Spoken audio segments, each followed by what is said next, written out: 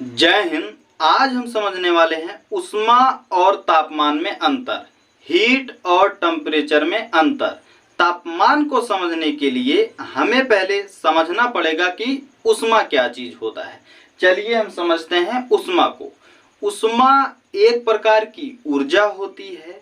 जिस वस्तु के अणु गति करने लगते हैं तो उस वस्तु में ऊष्मा उत्पन्न हो जाती है, या फिर उस वस्तु को गर्म कर दिया जाए तब भी उस वस्तु में ऊष्मा उत्पन्न हो जाता है।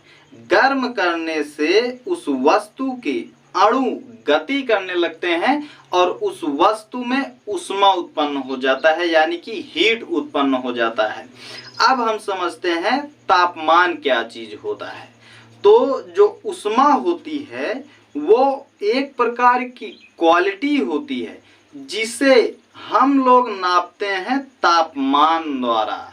और अच्छे से हम समझते हैं, देखो ऊष्मा एक प्रकार की क्वालिटी है जिसे हम लोग नापते हैं तापमान द्वारा। जैसे अमीरी और गरीबी एक प्रकार की क्वालिटी होती है जिसे हम लोग पैसे द्वारा, जमीन द्वारा, धन दौलत द्वारा नापते हैं। उसी तरह ऊष्मा भी एक प्रकार की क्वालिटी है जिसे हम लोग तापमान द्वारा नापते हैं और अच्छे से समझते हैं। जैसे हीट यानी कि ऊष्मा, जब हमारा कभी कभी हमारा जो शरीर होता है वो गर्म हो जाता है, उसमें ऊष्मा उत्पन्न हो जाता है, हीट उत्पन्न हो जाता है। तब हम लोग जाते हैं डॉक्टर के पास, तो डॉक्टर क्या करता है, उस ऊष्मा को यानी कि जो आपका शरीर गर्म है, हीट है, उसको नाप देता है तापमान में और कहता है कि इतना डिग्री सेल्सियस आपको बुखार हुआ है। तो तापमान को, ऊष्मा को नापते हैं तापमान द्वारा। और तापमान में कई चीजें आ जाती हैं। ऊष्मा को या तो डिग्री सेल्सियस में नाप दीजिए जैसे डॉक्टर नाप देता है, या फिर फ़ारेनहाइट में नाप दीजिए, या फिर केल्विन में नाप दीजिए, नहीं तो रोमर में नाप दीजिए। ये चार चीजें आती हैं, डिग्री सेल्सियस, फ़ारेनहाइट, केल्विन और रोमर।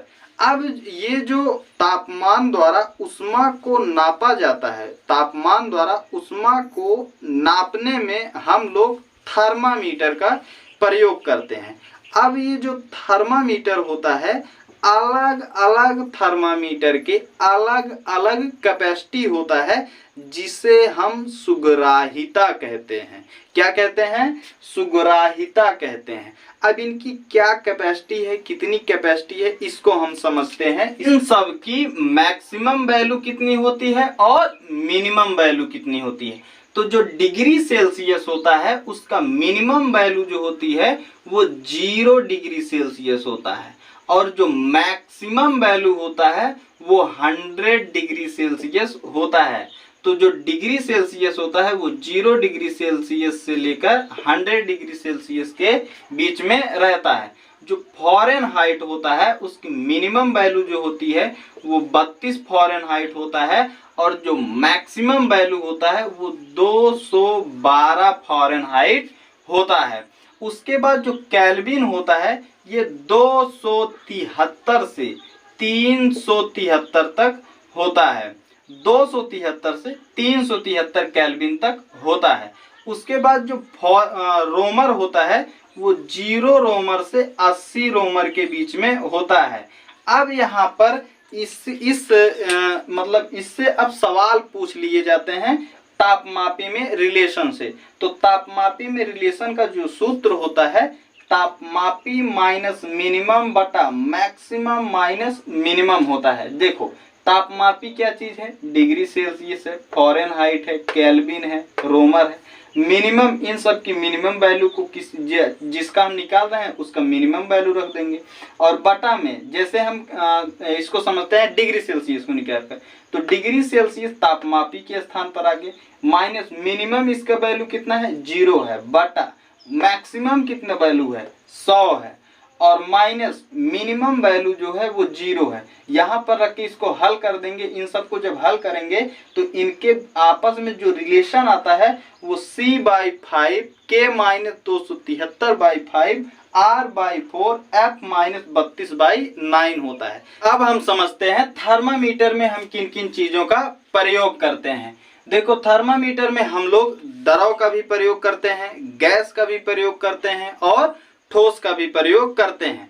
द्रव में हम लोग पारा का प्रयोग करते हैं। देखो पारा जो होता है वो गर्म करने पर फैल जाता है और -39 डिग्री सेल्सियस से यदि नीचे गया तो पारा जम जाता है। तो ये -39 डिग्री सेल्सियस तक अगर तापमान है तो पारा जो होता है वो थर्मामीटर में काम कर देता है। लेकिन जो ठंडे इलाके हैं जैसे हमारा सियाचिन ग्लेशियर हो गया, मंगोलिया हो गया, उधर रूस हो गया, तो यहाँ पर जो होता है टेम्परेचर बहुत ही कम होता है। जैसे सियाचिन में देखेंगे तो -60 डिग्री सेल्सियस तक चला जाता है।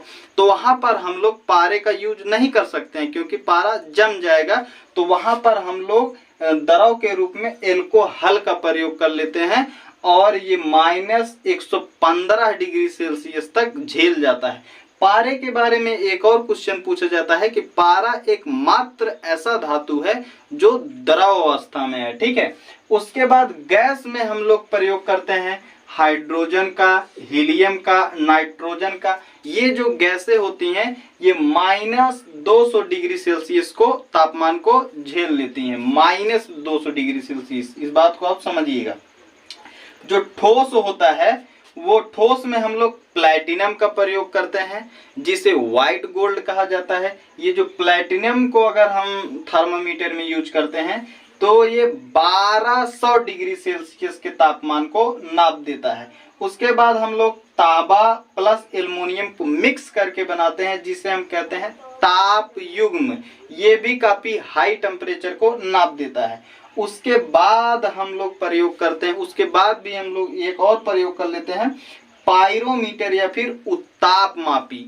ये जो पायरोमीटर और उत्ताप मापी है ना, ये बहुत ही हाई टेम्परेचर को नाप देता है, मतलब अनंत तापमान को ये नाप देता है। मतलब चाहे जितना तापमान हो, चाहे जितना उष्मा, चाहे जितना गर्म हो, उसको वो नाप देता है। जैसे सूर्य है, सूर्य का देखेंगे तो 6000 डिग्री सेल्सियस तापमान है।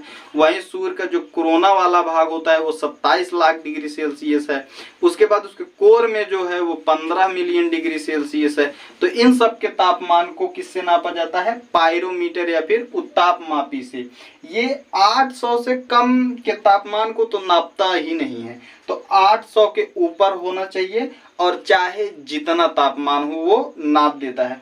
और इसकी एक खासियत है कि ये बिना छुए, बिना किसी चीज को छुए ही ये तापमान को नाप देता है। उम्मीद करता हूँ ये वीडियो आपको समझ में आया होगा। मिलते हैं नेक्स्ट वीडियो में, तब तक के लिए जय हिंद।